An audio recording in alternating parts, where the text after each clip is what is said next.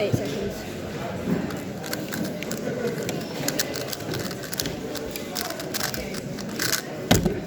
Oh!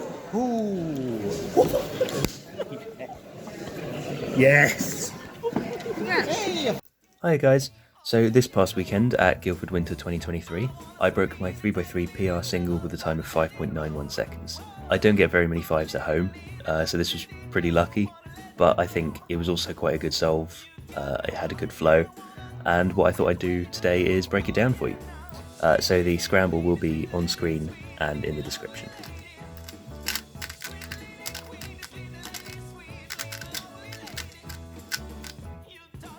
Okay, so looking around the cube, there isn't anything terribly obvious that stands out as making this a particularly good scramble. I noticed this on yellow, except the green and blue edges aren't solved relative to each other, and then neither is this one, the red one, so I quickly discarded that. I was looking around and I saw this pair here, this orange, white and blue pair, and so I looked to see if I could do anything with that. I couldn't see anything very good on blue, so I looked on white, and then I saw this. So this is the edge that would connect up this block to make a square. And then I looked around and I saw my other cross pieces were here and here.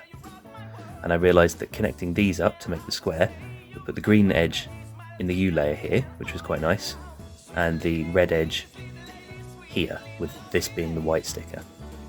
And I realised that those were actually quite nicely set up to being solved if I did it from this angle with an R2F.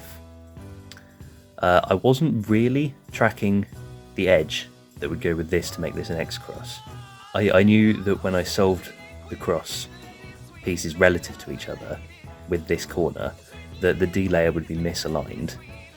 So I thought, okay, I can come back to it maybe and see if I can just keyhole the edge in.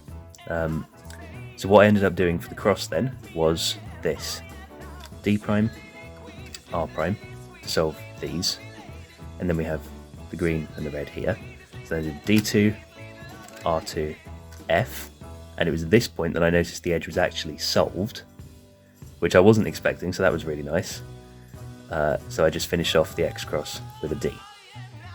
The next thing I noticed was this pair, the red and green pair, and the shortest solution to this would be to do from a U2 angle, and then take out the pair like this with R, U, R2 and cancel into inserting it in the back. And it's probably what I should have done, but with the corner over here, what I saw instead was to take the edge out like this. So I had this split pair here, and then do a U2 and insert it into the back. And then I saw this corner and this edge here, so I went straight into those. Again, inserting it into the back, filling up my back slots. And then my last pair was this. And this isn't a great case because it's quite long, and it needs to go in the front right, and I noticed the edge was misoriented. So I did a quick wide D prime move to set it up, and then I realised that with these two edges oriented, and this one misoriented, if I, instead of inserting the pair normally, 2gen, if I inserted it with a sledge, then that would give me edge orientation. So what I did was this.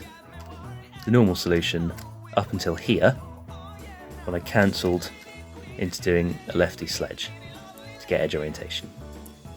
And now I think you can probably all see what's going to happen from here. I've just got a U prime and then a soon with no AUF. And I wasn't quite sure if it was going to be like a soon or a J perm or a U perm maybe, because I was turning quite quickly.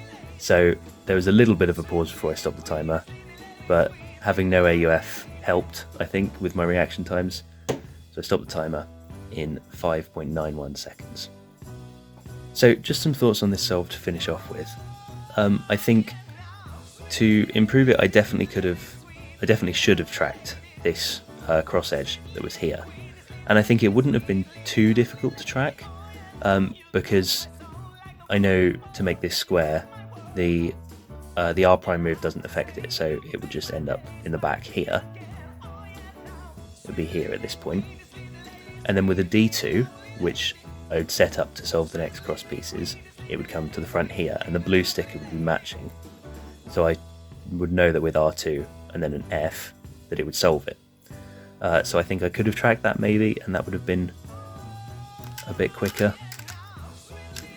But not a huge deal, because I noticed it fairly quickly. The biggest difference in this solve, the biggest decision that I made that changed the outcome of it, was this second pair. I think when I went to first reconstruct it on the day, I looked at the scramble and I couldn't find the solution that I'd done, because the first thing I kept doing when I saw this pair was the standard solution. And it wasn't until I properly watched the video back and slowed it down that I realised that what I'd done was a bit less efficient. So I think that definitely was the important turning point in how the solve turned out, because if you look at the normal solution, it leaves this pair, which isn't brilliant, especially into the back left, and then the red and blue pair, both pieces are in different slots and the edge is misoriented, which is a terrible case. So if I'd got this, I probably would have rotated, split that pair up, solved it in the back, and then had to rotate again. And even then I still wouldn't have got a very good last layer. That and an F turn. So I think, although that wasn't quite the most efficient way of solving, I think it only took out about 2 or 3 moves from the pair. So it wasn't that bad, and I think it's always good to know a couple of different solutions for your F2L pairs, so that if you know that it's going to affect your next pair in a different way, then you can use a different solution to what you normally would.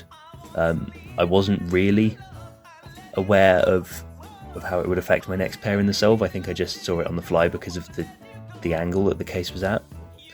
But I think it's still good to know a couple of different solutions for some of your pairs, because the most efficient solution isn't always the only one you're ever going to need.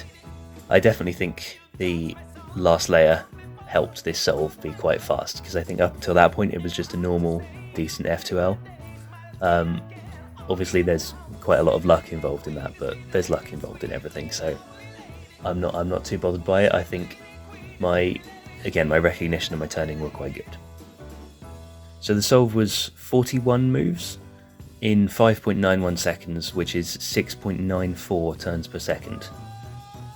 So getting almost 7 TPS on an official solve that was sub 6 is pretty good for me. I'm really happy with that, especially with there was a slight lockup I had going into my first or second pair. So I think having such high TPS was really good, and I'm happy with that. And I think the high TPS was also helped by the fact that I was using this particular cube. This is a Cubicle Labs WeiLong GTSM. This is a very old cube. It was the first cube ever to come with magnets installed in it. The Cubicle made it back in, I think, 2016, something like that. And they had Chris Tran magnetizing these himself. And this cube is actually my blindfolded main, because the turning's quite stable, the magnets are quite strong, and I like that for 3 blind, because I can, I know I won't overshoot or undershoot on a turn, for example. And of course I take the logo off every time I have to do it blind. And I was warming up on this cube because there was blindfolded also at this competition, and I realised that in the first round my hands were very, very shaky. And on my main, which is what I'd used in the first round, the WRM 2020, it's a lot faster, it's got a lot lighter magnets, and if my hands are shaking and I'm nervous in a competition, then my turning will be a lot less accurate and I'll lock up more. So I thought, you know what, I'll take a chance, I'll use this. It might help keep my turning more under control because the layers turn a little bit heavier and the magnets are stronger. And after 2 solves, I got a 5. So I think it's safe to say that was a pretty good decision. Okay, that's about it for my breakdown of my 5.91 official 3x3 single. Thanks for watching.